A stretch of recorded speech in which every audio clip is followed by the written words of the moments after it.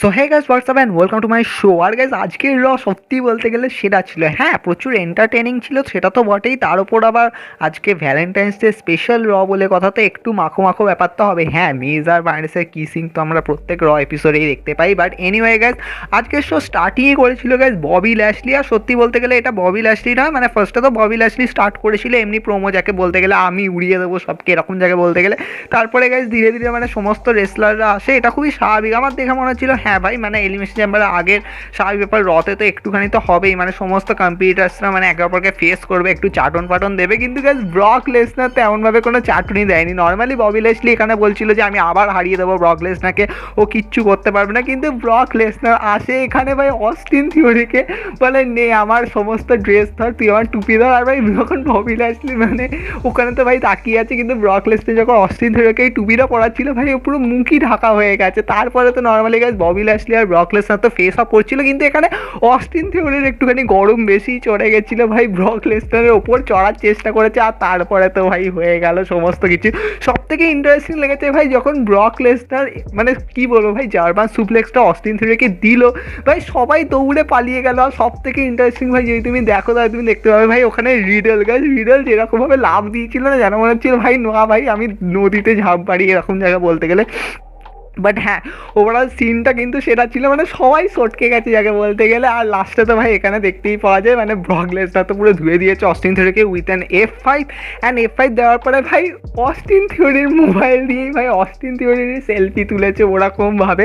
And স্বাভাবিক ব্যাপার এখানে একটা স্টেটমেন্ট তো দিয়েই দিয়েছে, মাল তুই যা ইচ্ছে করে না আমরা দেখে নেবো যাকে বলতে গেলে। তো এখানে স্বাভাবিক ব্যাপার ববি ল্যাশলিও খোঁচে ফায়ার হয়ে গেছে। তারপরে গাইজ আমরা দেখতে পাই যে Street Profit versus Dolph Ziggler and Robert উডের মধ্যে ম্যাচ হয়েছিল। ওভার গাইজ এখানে স্ট্রিট প্রফিট জিতে তো যায়, কিন্তু হ্যাঁ গাইজ তোমরা দেখেছিলে যে ডব জিগলার NXT 2.0 তে গেছিলো, তো স্বাভাবিক ব্যাপার টোমাসো চ্যাম্পাও এখানে এসেছিল। কিন্তু হ্যাঁ ডব জিগলার ম্যাচ তো হেরে গেছে, মানে টিম তো ম্যাচ হেরে গেছে, কিন্তু ডব জিগলার একটা সুপার কিক মেরে দিয়েছে টোমাসো চ্যাম্পাকে, তো বোঝাই যাচ্ছে এখানে একটা স্টোরি লাইন তো বিল্ড হচ্ছে। তারপরে গাইজ যদি আমি একটা ইন্টারেস্টিং ম্যাচের কথা বলি যেখানে আমাদের প্রচুর বেশি ফোকাস ছিল, সেটা হচ্ছে United State championship match, Damian Priest versus AJ স্টাইলের ম্যাচ। তো ওভার গাইজ ম্যাচ তো সেরা হয়েছে, কিন্তু অ্যাট দ্য এন্ড গাইজ আমাদের চ্যাম্পিয়ন স্ট্যান্ড টল করেছে, চ্যাম্পিয়ন নিজের টাইটেল রিটার্ন করে দিয়েছে, আর এজে স্টাইল একটা রেসপেক্ট দেখিয়েছে। তো ঠিক আছে ভাই কিছু বলার নেই, কারণ তুমি এলিমিনেশন চেম্বারে একটা WWE চ্যাম্পিয়নশিপের পোর্ট্রেটে খেলছো, তো এখন যদি তুমি US চ্যাম্পিয়ন হয়ে যাও তো কিছু বলার নেই। বাট ঠিক আছে চলো ম্যাচ হিসাবে ঠিক আছে।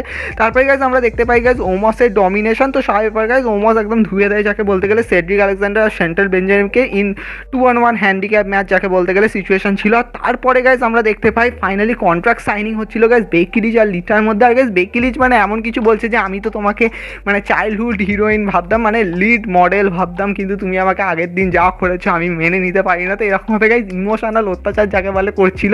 আর এখানে গাইজ বেকি লিচের সামাও মনে হচ্ছিল যারা কেঁদেই ফেললো ভাই লাস্টে, যেমনভাবে মানে সানগ্লাসটা লাগিয়ে চলে গেল, তো কিছু বলা নেই। বাট হ্যাঁ মানে কন্ট্রাক্ট ছুঁড়ে মারার চেষ্টা করেছিল, কিন্তু ওখানে তেমনভাবে কিছু কাজ হয়নি।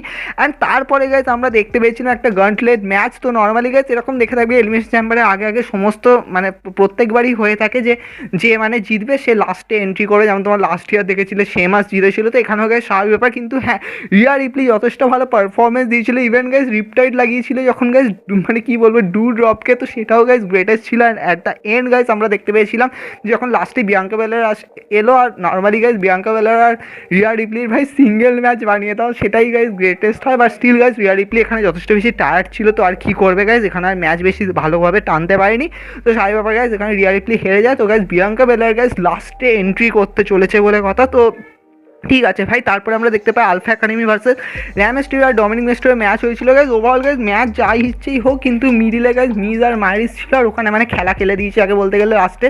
স্বাভাবিক ব্যাপার ওখানে গাইজ মিস কালকা সিং ফিনালে দিয়ে দেয় গাইজ র্যাম স্টিরিওকে, আর এখান দিয়ে গাইজ ম্যাচও একটা সেট হয়ে গেছে। এরপরে গাইজ আমরা দেখতে পাই যে নর্মালি গাইজ যে স্টোরি লাইনটা ডাব্লিউডব্লিউর মধ্যে গাইজ স্টার্ট হয়েছিল আর ভাবছিল যে হ্যাঁ ভাই একটা রোম্যান্টিক রিলেশনশিপ মানে নিয়ে আসার চেষ্টা করবে, মানে স্টোরি লাইন লাগানোর চেষ্টা করবে, সেটা ছিল গাইজ রেজি আর ড্যানা ব্রোকের মধ্যে। নর্মালি গাইজ ড্যানা ব্রোক তো 24/7 চ্যাম্পিয়ন ছিল। আর সেখানে মানে এমন দেখানো হয়েছে ভাই হোটেলে মানে গেছে খেতে গেছে, পেছনে গেছে রেফারি চলে আসে, মাঝখানে থেকে টুথকে দেখতে পাওয়া যায় ওয়েটার সে চলে আসে। তো এখানে নর্মালি রেজি নর্মালি কী বলবো ওয়ার্ন করে, মানে যাকে বলতে গেলে মানে বাঁচানোর চেষ্টা করে যাতে ডানা ব্রোকের ওপর পিন ফিন না হয়। তারপরে গাইস এখানে দেখতে পাওয়া যায় টামিনা আর আকিরা টাজোরা মানে সেজে গুজে এখানে ছিল। তো ওভারঅল গাইস টানাটানি তো হচ্ছিল, কিন্তু অ্যাট দ্য এন্ড গাইস দেখতে পাওয়া যায় রেজিনাল গাইস মানে নর্মালি বলছে যে এই ফ্রেন্ডশিপটা আমার কাছে অনেক বড়, এই করতে করতে গাইস হঠাৎ করে গাইস পিন করে দেয়। আর স্বাভাবিক গাইস এখানে রেজিনাল হয়েছে এগেন 24/7 চ্যাম্পিয়ন।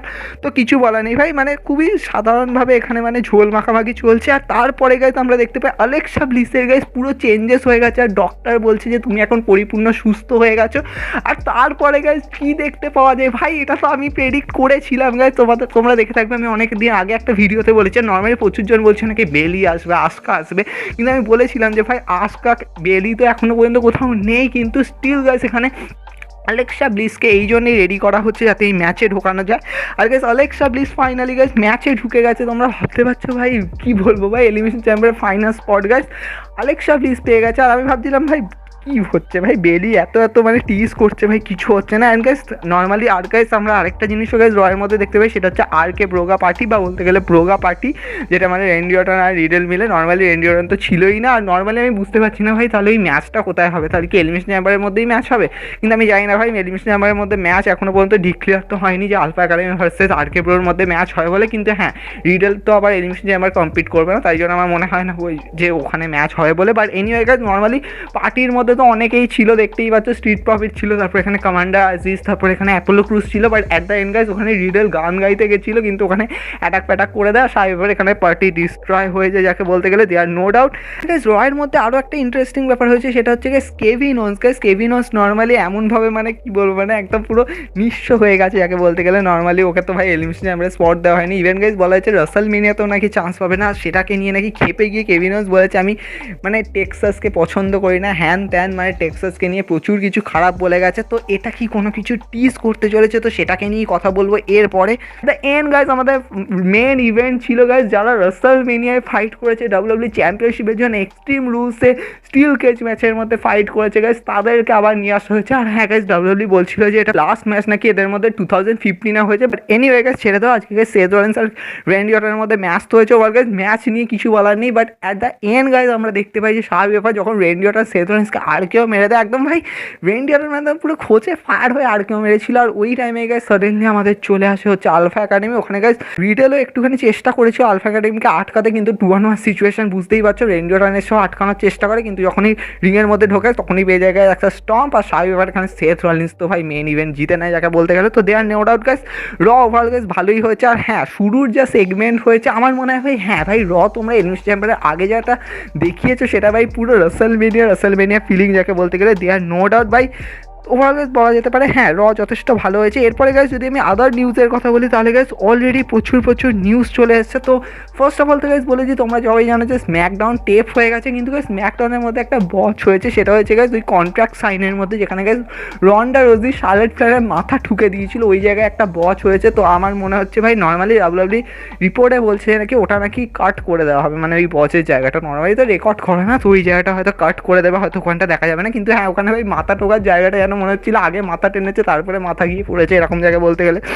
আরও গাইস ইন্টারেস্টিং ব্যাপার guys, Samoa Joe guys normally hall of fame induction করতে চলেছে। নর্মাল না WWEর মধ্যে হচ্ছে না ভাই, রিলিজ তো হয়ে গেছে, কিন্তু হ্যাঁ করলে তো ভালোই হতো। কিন্তু হ্যাঁ রিং অফ অনারের মধ্যে গাইস হল অফ ফেম ক্লাসে চলে এসছে। ওয়েল গাইজ ড্যানিয়েল ব্রাইনও এবছর হল অফ ফেম ক্লাসে আছে গাইজ রিং অফ অনারে। বাট এনিওয়ে গাইজ আরও একটা ইন্টারেস্টিং গাইজ, ক্রিস জেরিকো কি ডাব্লিউডব্লিউতে আসতে চলেছে, কারণ কেভিন ওন্স নাকি নিজের প্রোফাইল পিকতে চেঞ্জ করেছে, আর সেটাকে নিয়ে ক্রিস জেরিকো টিজও করেছে যে আমি আসতেই পারি, তারপরে তোকে ধুয়ে রেখে দেবো। নর্মালি গাইজ তোমরা সবাই জানো যে ক্রিস জেরিকো ভার্সেস কী বলবো ভাই, ক্রিস জেরিকো ভার্সেস কেভিন ওন্সের একটা ম্যাচ হওয়ার কথা তো ছিল ভাই রাসেলমেনিয়ার মধ্যে ফর ইউনিভার্সাল টাইটেল, কিন্তু সেখানে ভাই মাঝখানে গোলবার্গ চলে এলো, ওখানে ম্যাচ আলাদা হয়ে গেল। ক্রিস জেরিকো নিজে US টাইটেলকে ডিফেন্ড করলো, আর ওই ম্যাচটা অতটাও ওরকমভাবে হয়নি যতটা ক্রিস জেরিকো ভেবেছিল। বাট এনিওয়ে কিছু বলার নেই। আরও গাইস ইন্টারেস্টিং একটা নিউজ আছে, এটা হচ্ছে জ্যাকসন রাইকারকে নিয়ে। তোমরা সবাই জানো জ্যাকসন রাইকার ছিল ফরগটন সন্সের মেম্বার, নর্মালি লিডারই বলা যেতে পারে। স্ম্যাকডাউনে তো ফার্স্টে ডেবিউ করেছিল, তারপরে আমরা দেখতে পেয়েছিলাম জ্যাকসন রাইকার সিঙ্গেলি ডেবিউ করেছিল রয়ের মধ্যে অ্যালায়েন্সের সাথে, যথেষ্ট ভালো ফিউডও চলছিল, কিন্তু গাইজ জ্যাকসন রাকার নাকি একটা টুইট করেছিল, সেই টুইটটা নাকি কী বলবো মানে ওপরে যার ওপর ছিল সেটা ছিল গাইজ প্রাক্তন মার্কিন প্রেসিডেন্ট, তোমরা জানি যে ডোনাল্ড ট্রাম্পের ওপরে, মানে উনি ডোনাল্ড ট্রাম্পকে সমর্থন করে একটা টুইট করেছিলেন, আর এই টুইটটা কিন্তু যথেষ্ট বেশি উত্তাপ সৃষ্টি করেছিল। এবং কি গাইজ রিকোশেট, তারপর মুস্তাফা আলী, তারপর স্যামি জেন কিন্তু এর এগেনস্টে কথা বলেছে। এবং কি মানে এই টুইটের মধ্যে নাকি একজন আমেরিকান পুলিশের হেফাজতে নাকি একজন কালো ব্যক্তি নাকি মারা গেছিলেন, মানে নিহত হয়েছিলেন, তো সেটার উপরে নাকি বেস করে নাকি এই টুইটটা হয়েছে। তো স্পেশালি গাইজ এই টুইটটা বলা যেতেই পারে যে প্রচুর মানুষ মেনে নিতে পারেন। ইভেন গাইজ ডাব্লিউডাব্লিউর মধ্যে এটা মানে কি বলবো ক্রিটিসিজমও হয়েছিল, আর স্বাভাবিক ব্যাপার, তোমরা জানি যে কোনো পলিটিক্যাল ব্যাপারে ক্রিটিসিজম হলে তো ভাই ডাব্লিউডাব্লিউ তো ছেড়ে দেবে না। ইভেন গাইজ জ্যাকসন রাকার নাকি টুইটার ডিলিটও করতে বলেছিল, বাট এখানে গাইজ তেমনভাবে কিছু জানা যায়নি। বাট স্টিল গাইজ আমি বলবো যে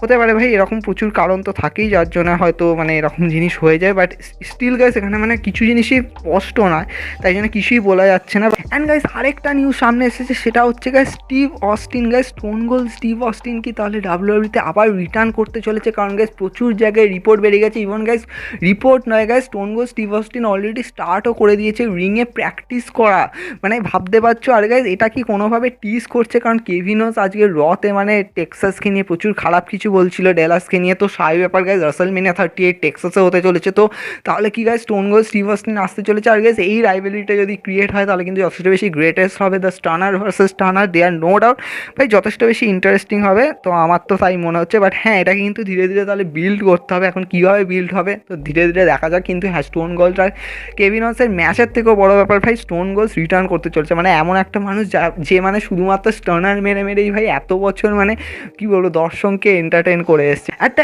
এন্ড গাইজ আমরা যেটাকে নিয়ে ডিসকাশন করবো সেটা হচ্ছে গাইজ ব্রক লেসনার ইন্টারভিউ, যেটা গাইজ পেট ম্যাকাবির শোতে হয়েছে। আর নর্মালি গাইজ ব্রক লেসনার এখানে অ্যাড্রেস করেছে অ্যাবাউট গাইজ আমাদের WW chairman Vince McMahon and UFC president Dana হোয়াইটের এগেনস্টে, মানে নর্মালি গাইজ বলেছে যে এই দুটো মানুষ আমার জীবনে অনেক বড়। আর গাইজ ভিন্স ম্যাকম্যানকে তিনি নিজের বাবার সাথে মানে সম্পর্ক করেছে, মানে বলেছে যে আমাকে মানে ছেলের মতো দেখতো। হ্যাঁ তার সাথে আমার ভালো সম্পর্কও আছে, খারাপ সম্পর্কও আছে। এই 20 বছরের মধ্যে ইভেন গাইজ আমি যখন ছোটো ছিলাম তখন থেকে মানে ভিন্স ম্যাকম্যান আমাকে তুলে এনেছে। আর ওই সময় মানে ওই টাইমে যখন স্টিভ অস্টিন আন্ডারটেকার, সেই সময় মানে আমাকে যেভাবে স্টেপ দেওয়া হয়েছে এই বিজনেসের মধ্যে, আমি যে একটা বিজনেসের টপ পার্সেন্ট হয়ে উঠতে পেরেছি, তো এর জন্য ভিন্স ম্যাকম্যান যথেষ্ট বেশি দায়ী। আর সে মানে একদম পিতার মতো স্নেহ করেছে। এখানে মানে এত কিছু বলেছে গাইজ ব্রক লেসনার ভিন্স ম্যাকম্যানের সম্পর্কে। একটা এন্ড গাইজ এখানে পেট ম্যাকাবি আস্ক করেছে ব্রক লেসনারকে অ্যাবাউট কারেন্ট জেনারেশন বা বলতে গেলে নিউ জেনারেশন সুপারস্টার, তাদেরকে ব্রক লেসনার কীরকম চোখে দেখে। আর গাইজ ব্রক লেসনার বলেছে আমিও যখন সবে সবে এসেছিলাম তখন আমাকেও কিন্তু যারা মানে সিনিয়র রেসলাররা ছিল তারা যথেষ্ট বেশি স্পট দিয়েছিল, যথেষ্ট বেশি চান্স দিয়েছিল, তো আমিও চেষ্টা করি যে তাদেরকে যথেষ্ট বেশি সামনে নিয়ে আসার, অডিয়েন্সের ইন্টারাকশানে আনার, তার জন্য তাদের সাথে অ্যাপিয়ারেন্স করার। তো এখানে মানে ব্রক লেসনার অনেক কিছু বলেছে। আর অ্যাট দ্য এন্ড বলেছে যে এটা একটা বিজনেস, আর এখানে সবাইকে কাজ করতে হবে, মিলেমিশে কাজ করতে হবে, আর আমাদের এগোতে হবে, তাই জন্য প্রত্যেকের চান্স আছে প্রত্যেকটা জায়গায় এগোনোর, গ্রো করার, ডেভেলপ করার। আমি সবসময় চাই এটা করতে, এমন কোনো জরুরি নয় যে আমাকেই সবসময় টপ স্পটে আসতে হবে। প্রচুর নতুন নতুন সুপারস্টাররা এখন টপ স্পটে আছে, আর আমার সেটা দেখতে খুব ভালো লাগে। ইভেন গাইজ ব্রক লেসনার এটাও বলেছে যে everything about the story line, মানে স্টোরি লাইনে একটা ভালো মানুষ থাকে, একটা খারাপ মানুষ থাকে, তোমাকে কখনো ভালো মানুষের রোলে আসতে হবে, কখনো খারাপ মানুষের রোলে আসতে হবে, দিস ইজ দ্য ইম্পর্টেন্ট। আর গাইজ নর্মালি ব্রক লেসনার এখানে টিজ করেছে অ্যাবাউট তার আগের স্টোরি লাইন বা বলতে গেলে আগের ক্যারেক্টারের সাথে নিউ ক্যারেক্টারে। ইভেন ব্রক লেসনার বলেছে যে আমি এখন যে স্টোরি লাইনের পার্টটা আছি সেটা যথেষ্ট বেশি ইন্টারেস্টিং, যেমন আমি আগে যেমন পল হেমেনের সাথে ছিলাম, এখন রোমান রেন্স পল হেমেনের সাথে আছে, তো এটা আমাকে অনেক কিছু শিখিয়েছে। আমি প্রতিদিন নতুন নতুন শিখি আর এক একটা ক্যারেক্টার শিখি, তাই জন্য আমার নিউ জেনারেশনের কাছে এটাই বক্তব্য যে তারা যেন স্টোরি লাইনটা ভালো করে বোঝে, আর তাদেরকে ডিফারেন্ট ডিফারেন্ট যে স্পট দেওয়া হচ্ছে সেটার উপর যাতে কাজ করে। জরুরি নয় যে তুমি এটাকে বিজনেসের মতো দেখো আর যেখানে টাকা দিচ্ছে তুমি সেখানে চলে যাও, কিন্তু হ্যাঁ তোমাকে শিখতে হবে, তোমাকে বুঝতে হবে, তোমাকে কাজ করতে হবে, তোমাকে এক একটা স্টোরি লাইনের পার্ট হতে হবে, আর প্রত্যেকটা ক্যারেক্টারকে ফিল করতে হবে, এটাই হচ্ছে বড় কথা। তো এখানে গাইজ ব্রক লেসনার অনেক কিছুকে নিয়ে অ্যাড্রেস করেছে, আর মানে শেয়ার করেছে তার মোমেন্ট, তার ডাব্লিউডাব্লিউ কেরিয়ার যখন স্টার্ট হয়েছিল তখন কীরকম ছিল। তো ওভারঅল গাইজ সেরা ছিল। তো গাইজ ওভারঅল অনেক কিছুকে নিয়ে আজকে ডিসকাশন করলাম। হোপ গাইজ তোমরা এটাকে এনজয় করেছো। তো আমাদের চ্যানেলকে সাবস্ক্রাইব করতে পারো, আরও নতুন নতুন শো নিয়ে আসবো। অলরেডি গাইজ আমাদের চ্যানেলে আছে। দেখা হবে নেক্সট শোতে।